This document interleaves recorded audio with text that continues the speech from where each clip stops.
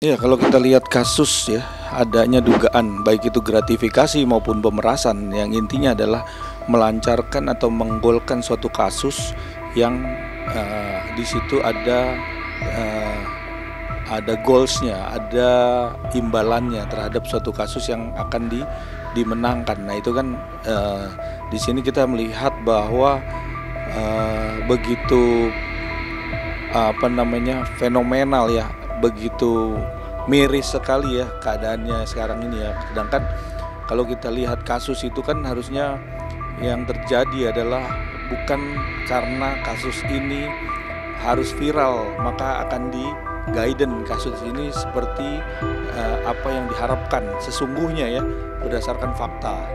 Tetapi ada juga yang kasus ini di package sedemikian rupa sehingga kasus ini seolah-olah ataupun ada kesalahan ataupun ada bentuk sanksi-sanksi pidana sehingga ini yang dijadikan satu momentum ya, dijadikan satu celah. Oleh karena itu sekarang ini tugas kita. Iya, tentunya kita dilihat di sini peran Dewan Pengawas ya, dari pihak Mahkamah Agung, Kejaksaan Agung, dan Komisi Yudisial. Di sini perannya sangat penting karena dengan adanya peran itulah makanya membuka ruang bagi orang yang membutuhkan suatu keadilan. Nah, di sini kita lihat bahwa ada beberapa poin, beberapa kasus yang artinya meminta suatu perlindungan. Di sini pihak pemerintah wajib hukumnya untuk menindaklanjuti semua dumas ya, pengaduan pada masyarakat, bahkan itu perlindungan hukum ya, baik orang yang tertindas ataupun orang yang merasa tidak adil dalam proses penanganan hukumnya. Tetapi dalam hal ini harus dilihat secara nyata bahwa proses hukum yang sudah berjalan apakah sudah benar. Nah, Dewan Pengawas sendiri adalah dewan independen yang harus tidak bisa diinterferensi, tidak bisa dimasukkan dengan berbagai macam kepentingan. Nah, disinilah yang harus kita lihat bahwa orang-orang yang berkompeten inilah yang harus ada duduk sebagai dewan pengawas ya, pengawas hakim, pengawas jaksa, semua diawasi karena memang ini adalah bagian terpenting dalam satu proses penegakan hukum, baik dari kepolisian, dari kejaksaan ya, dari kejaksaan tinggi, pengadilan tinggi, semua. Nah, inilah harus dikontrol.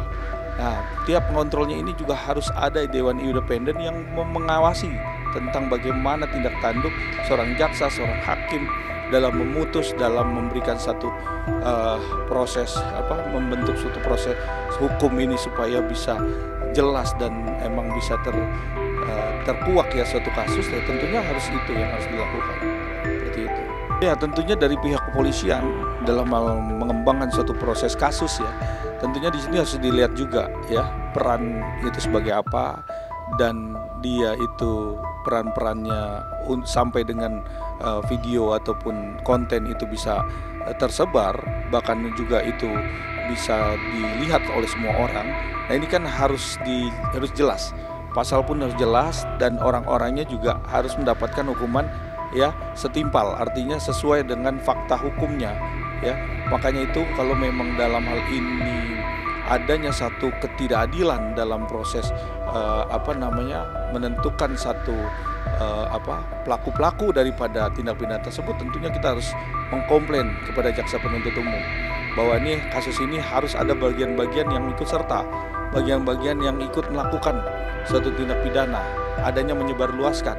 Itu kan ada pasal 27 ayat 3 junto pasal 45 ayat 3 di mana menyebarluaskan, mentransformasikan, bahkan orang lain dipublish dengan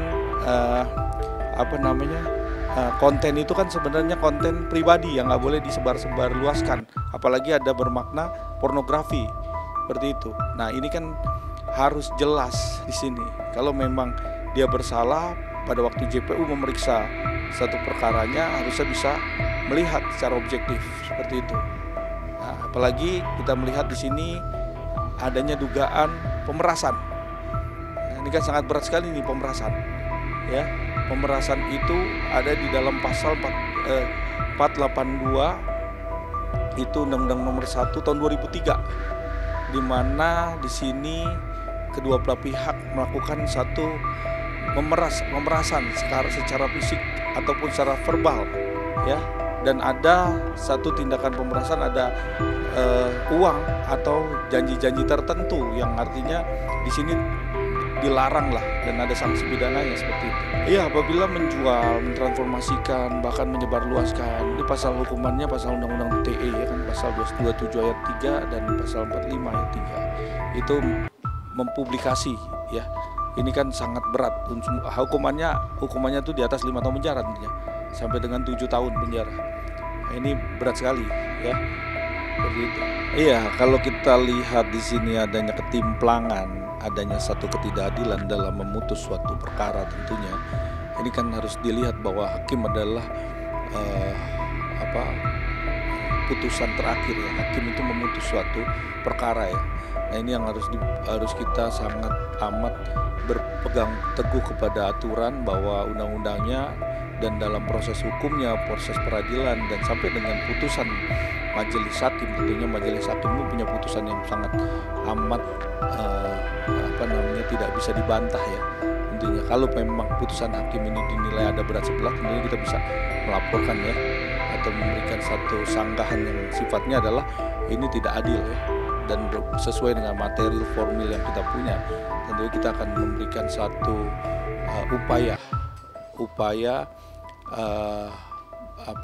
upaya hukum untuk bisa dilakukan secara objektif terhadap penegakan hukumnya seperti itu.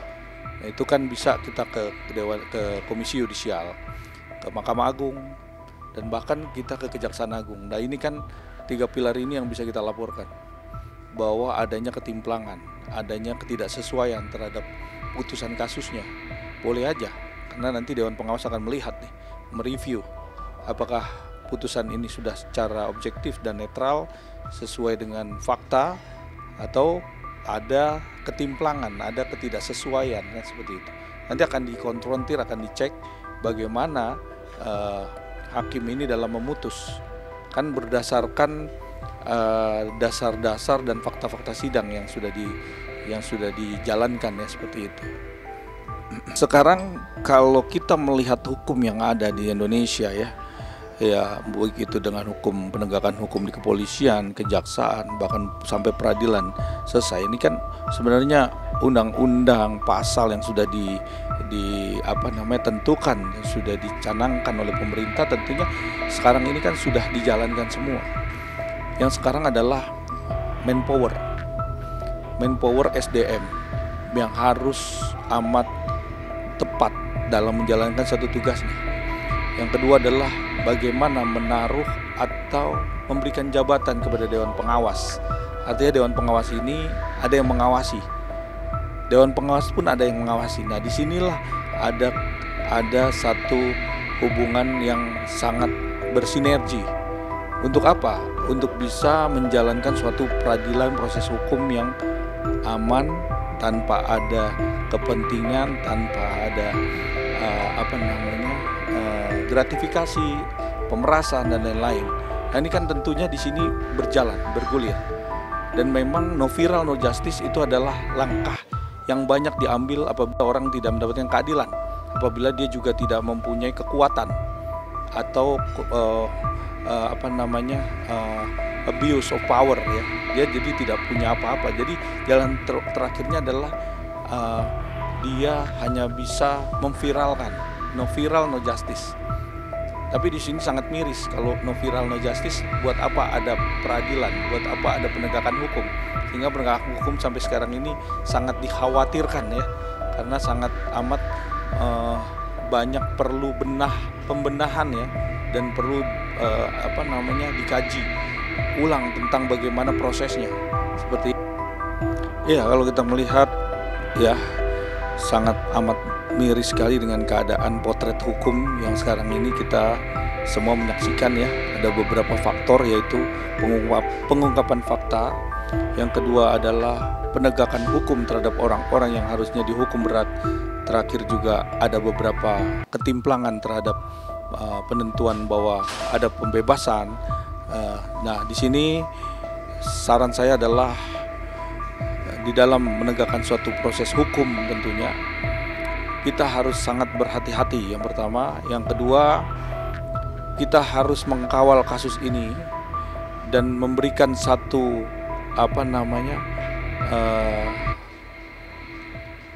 pencerahan ataupun upaya-upaya apabila kita tidak mendapatkan suatu keadilan.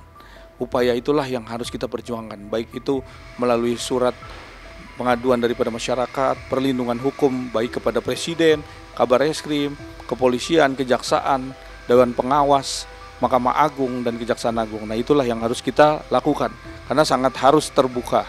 Dalam hal ini kita melihat harus mengkawal kasus yang sifatnya adalah mendapatkan ketidakadilan, tidak mendapatkan keadilan di dalam proses hukum seperti itu.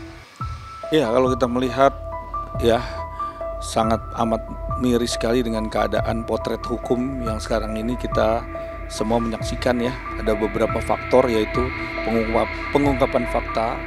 Yang kedua adalah penegakan hukum terhadap orang-orang yang harusnya dihukum berat.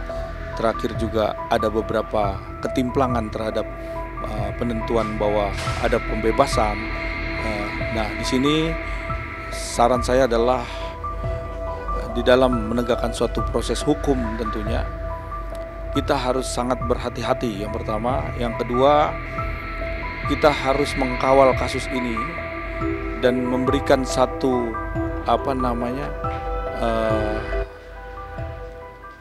pencerahan ataupun upaya-upaya apabila kita tidak mendapatkan suatu keadilan. Upaya itulah yang harus kita perjuangkan, baik itu melalui surat pengaduan daripada masyarakat, perlindungan hukum baik kepada Presiden, Kabar Eskrim, Kepolisian, Kejaksaan, Dewan Pengawas, Mahkamah Agung, dan Kejaksaan Agung. Nah, itulah yang harus kita lakukan karena sangat harus terbuka.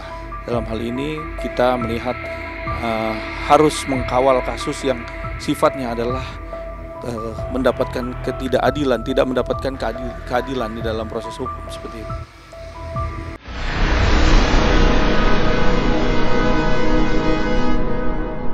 Jadi jangan lupa untuk subscribe Cumi Cumi. Ditekan ya tombol lonceng merahnya.